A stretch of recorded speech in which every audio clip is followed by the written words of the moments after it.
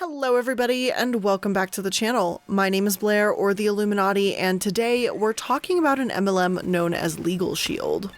Now, LegalShield is probably one of the most ridiculous MLMs I've heard of in a long time, simply because it's an MLM that provides legal services.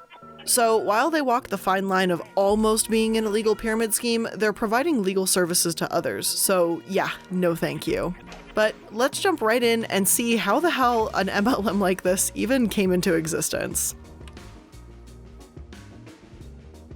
According to LegalShield's website, it all began in 1969 when Harlan Stonecipher, an insurance salesman from Oklahoma, got into a car accident. Though it wasn't his fault, he had trouble paying the expensive legal fees from the accident. 3 years later, he became the founder, chairman, and CEO of Prepaid Legal Services, Inc.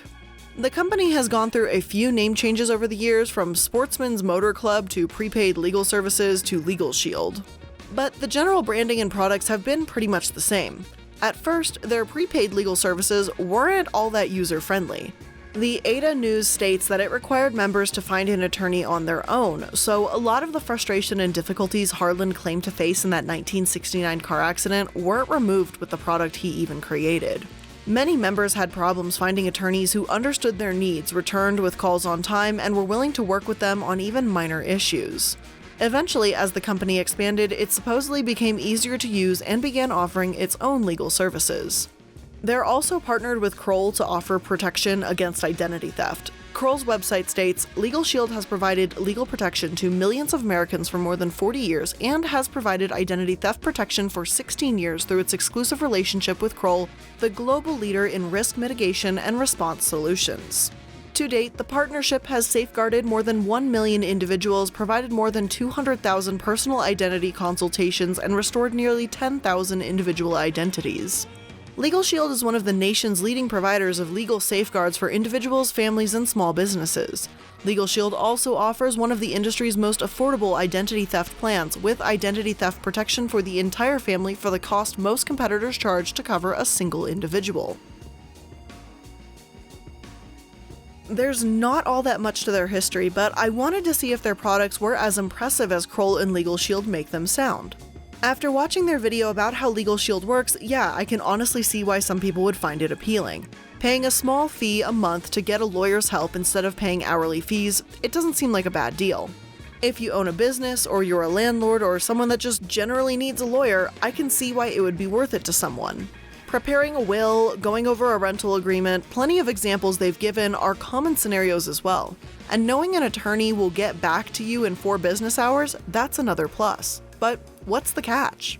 Well, there's a lot of fine print in those services LegalShield provides. For example, yes, they will provide advice on the phone, but the personal plan only covers 1 hour of legal research on a particular topic. They can only write 1 letter or make 1 phone call on your behalf about a matter. They can review up to 15 pages or less related to an issue being discussed. If extensive negotiation is required, those services have a discount of 25%, but they'll still charge you. A standard will prepared by an attorney is covered, but they'll also only cover 2.5 hours time for reinstating a driver's license or collecting funds for property damage. The cost to have a will is typically around $300 to $1,000 when you have a lawyer do it, so it's not cheap. But $25 a month is $300 a year, so you could also just pay to have a lawyer prepare a will in that time too. Plus, my gigantic issue is that they don't guarantee you'll be working with the same attorney each time. They'll ensure you'll stay within the same firm for each legal issue they help you with, but not the same lawyer. I wouldn't have the time to take out of what's covered in my plan to re-explain myself whenever I have an issue. And again, for some people, maybe this does make perfect sense to you.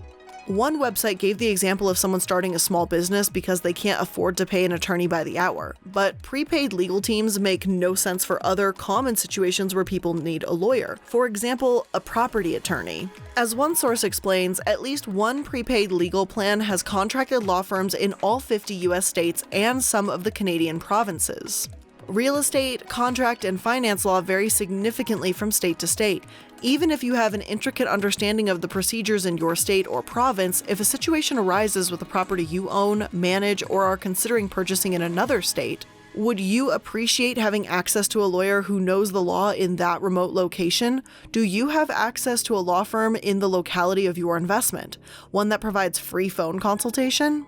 Not to mention, there's so many things that can go wrong with property attorneys. Issues with title searches are relatively common, and that can require hours of communication with an attorney, going well beyond what a company like LegalShield may actually cover.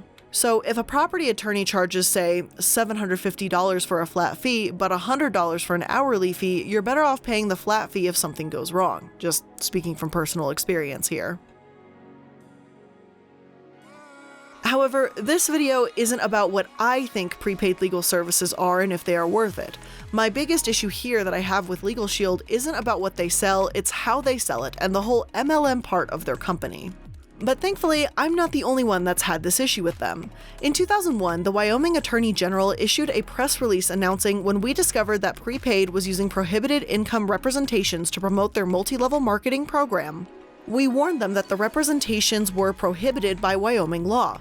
Prepaid paid $4,000 in lieu of civil penalties, reimbursed the state for $1,000 in costs, and refunded $2,000 to participants who claimed to have been misled. In July the same year, the company was forced by the U.S. Securities and Exchange Commission to stop counting the commissions they paid out to sales associates as assets instead of expenses.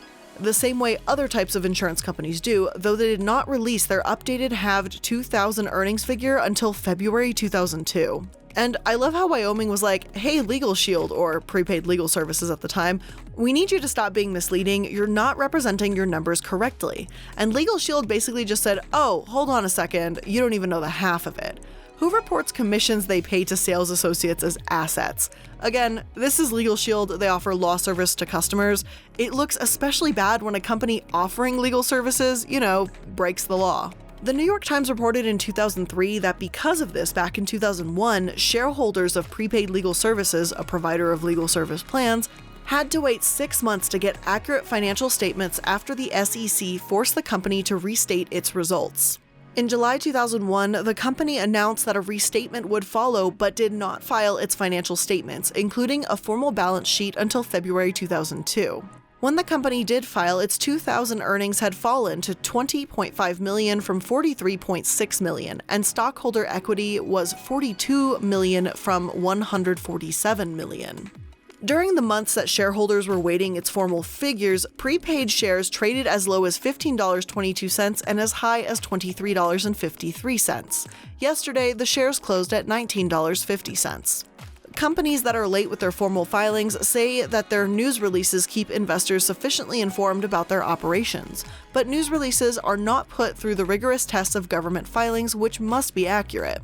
And again, do I need to even begin to explain how bad this reflects on a company that now calls itself LegalShield?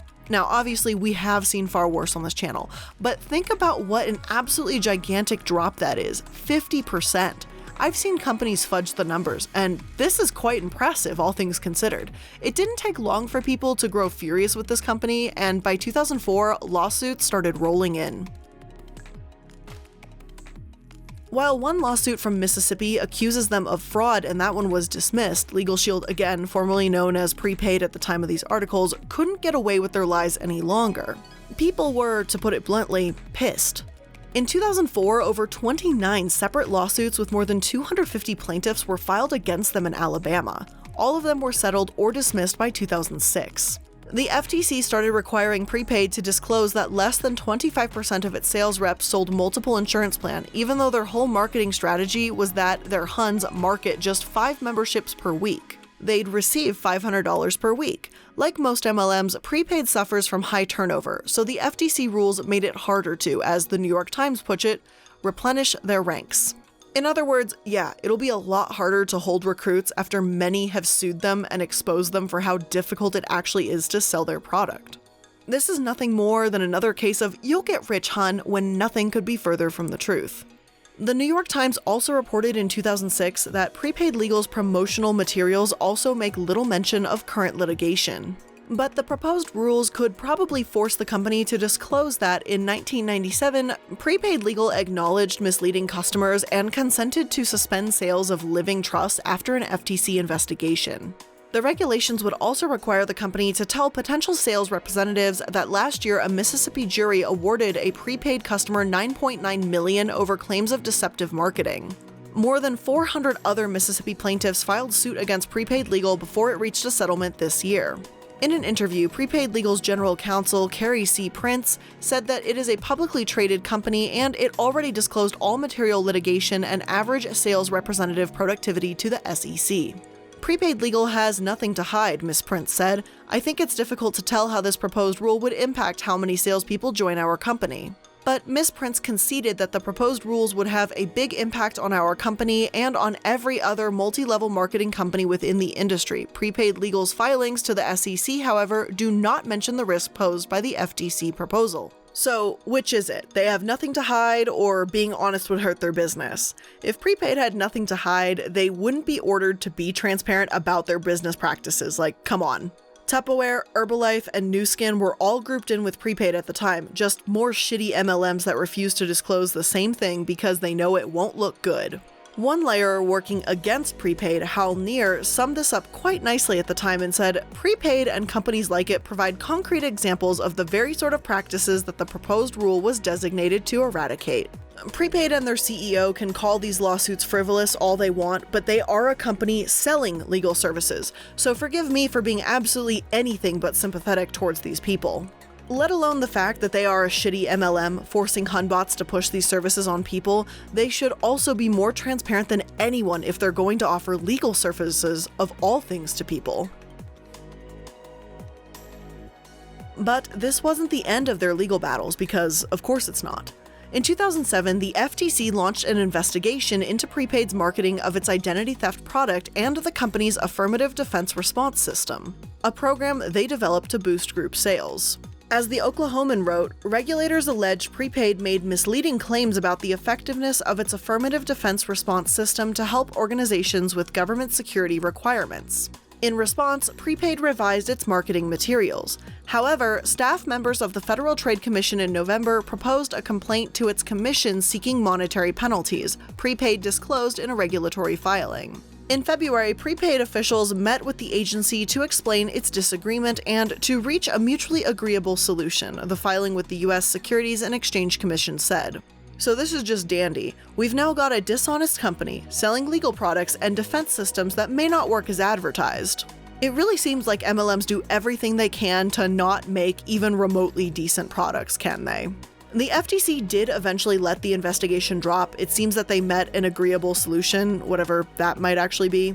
Around this time, Stone Cipher, the company's founder, stepped down as the chief executive. The Securities and Exchange Commission even requested documents relating to membership info, complaints, etc. The list goes on. The point is, Prepaid's life had come to an end. They received a buyout offer for $650 million and became privately held once more. They changed their name to LegalShield, and under this new name, they haven't had any gigantic scandals really, so it seems like it's working out for them. Between being lumped in with Tupperware and Avon, the dozens of lawsuits, the accusations of dishonesty with their Hunbots, high turnover rate, and absolute stupidity in reporting their numbers, yeah, I'd say they're getting away with the name Prepaid, and that was probably their smartest move yet.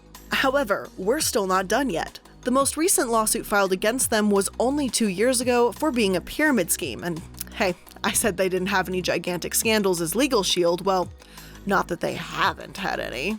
The lawsuit describes LegalShield as a multi-level marketing scheme for which co-defendant Harvard Risk Management explains only to sell LegalShield products. According to the complaint, the defendant's faxes describe the supposed features and benefits of LegalShield, and ID'd LegalShield branded legal service and identity theft protection products. The companies have sent the faxes to proposed class members without the existence of any prior relationship or consent to do so, the lawsuit alleges. And that's as far as I could find. It hasn't been resolved yet, obviously, but whether or not you believe LegalShield is a complete scam or not, there is plenty on the internet who seem to confirm that, and I think it's interesting how many lawsuits LegalShield, of all MLMs, has actually had. But as per usual, we're still not done. Now it's time for me to review LuLaRoe and say their products look for the most part objectively awful. What can I say? And undoubtedly that Beachbody and Herbalife are absolute garbage and give you the numbers to back it up. But what about LegalShield? Since they're not as well known or blatantly terrible, it is a bit harder for me to say that they are a complete garbage company. The business model, the MLM shenanigans, that's obviously a clear indicator, but I'll let other people who've used their services do the explaining for me. They have a 3-star rating on Consumer Affairs, and here's what a few recent reviews had to say. Martha of Roseman, California said on September 1st, 2020 that, "I just got LegalShield and the lawyer I got was extremely rude and demeaning. Her first name was Susan, but she refused to give me her whole name, so clearly she was afraid of what I might say online about her. I called the service back and found out her name was Susan, last name redacted, and she worked out of Parker Stanberry in Los Angeles, California. She talked over me, wouldn't listen, made a lot of assumptions that were way off base, and kept trying to hang up before I could make my needs known. Because she was a bad listener, I ended up repeating myself a few times and still didn't get myself understood or the answers I needed before she hung up. She even said she didn't give a damn about my case, incredibly unprofessional and over-the-top rude. The whole experience was less than 5 minutes and would have been shorter if I didn't keep insisting she answer my questions. From reading the reviews, I am not alone in my experience with LegalShield." Another said, "Initially, I was signed up as an associate and quickly decided I did not want to be an associate. The person who signed me up failed to inform me that there was a recurring charge for the associate webpage that is created when you sign up as an associate. I was also pressured to sign up for ID Shield after I informed them I did not want that service. Cancellation of anything with this company is very difficult, so before you sign up for anything through LegalShield or their affiliate subscriptions, make sure that you know what you're getting into." And yet, a third review from David of Brooksville, Florida reads, "I am absolutely disgusted with LegalShield and their flagrant misrepresentation of the services they provide. My assigned law firm, DSK Law, treated me like I was a substandard human being, and the attorney who contacted me was the most unprofessional and belligerent person I have ever had contact with in a personal setting." And don't get me wrong, there are a few 5-star reviews sprinkled in there with many of the negatives, but they're mostly about how someone wrote a strongly worded letter on their behalf or they're several years old. One woman named Rebecca wrote a 5-star review about how the company saved her thousands because she was charged $50 for an internet installation that never took place. She called LegalShield to contact the internet company, and I mean, like, how did that save her thousands? It saved her $50. Like, she said so herself. And I mean, I won't pretend like having a lawyer on hand can never be useful. I just think that if you're really into prepaid legal services, or that sounds like something you'd need, then choose a more reputable company. At least one that, like, isn't an MLM. If I absolutely had to rate them on a scale of mediocre to deadly products that have actively killed people, yeah, they'd be on the mediocre end of things. Their Hunbots don't seem quite as aggressive as I'm used to seeing, which, coming from me, is high praise. But without any further ado, let's get into the last portion of today's video. Can it actually make anyone money? The finance guy said that LegalShield's compensation plan was one of the most vague he's ever looked at. He wrote, "LegalShield appeared to have done their best to only provide minimal information. The lack of detail could be because they are lawyers and only give the legal minimum, or it could be because they don't want us to see how bad the opportunity really is." But by LegalShield's own admission and recent income disclosures, about 76% of associates all across experience levels made less than $1,000 a year. And for those that were new to the company with 0 to 2 years of experience, they earned an average of $504. I know that number doesn't sound bad. We're used to hearing that 99% of employees earn less than a livable wage, and chances are that that's obviously still the case. Their confusing income disclosure breaks things down by how many years their employees have been in the company, and they don't have any figures that reveal how many people fall into which category. So if I'd had to guess, based on a traditional MLM model, I'd say that a teeny tiny percent of people at the very top of the company that have been there for more than 10 years earn more than a significant amount, while a good 95% or more of people might earn $1,000 or $2,000 from a fantastic year. But that's my estimates at best. So when we look at the overall picture of LegalShield, what are we actually left with? We're left with an MLM that many people don't need. Under Legal Services FAQ, the question how I can get all these services for $24.95 a month, they admit that we have over 4.1 million members. Most of them do not need legal services each month. As such, the fees we collect allow for us to pay the law firms monthly to provide services to the members who do need it and still make a profit. Again, if you want to pay for this service just in case you feel like you'll need it one day, fine. Find a prepaid legal service that just isn't an MLM. But many people don't need these services that frequently, or else LegalShield wouldn't be able to turn a profit. And personally, I want to be able to choose my own lawyer, especially given those negative reviews I heard over on Consumer Affairs. Plus, there's also the fact that LegalShield has had many issues of their own. They've been deceptive about their numbers and to their salespeople about what the potential earnings even are. I just don't think they're a good company, MLM or not. If you want to use a prepaid legal service, of all things, the one you choose should at least be on the up and up and not going through legal battles of their own for potentially being an illegal pyramid scheme. I just don't think that's too much to ask. But with all of that being said, that's where I'm going to end today's video. So I hope you liked it and I hope you learned something. If you did, let me know what you learned in the comment section down below and like this video as well. If you're new here, make sure to hit that subscribe button, and if you want more content from me, including all the sources I used to create today's video, links for literally everything will be in the description box down below. So again, thank you guys so much for making it to another video. I hope you have a great rest of your Monday, and I'll see you in the next one. Bye guys!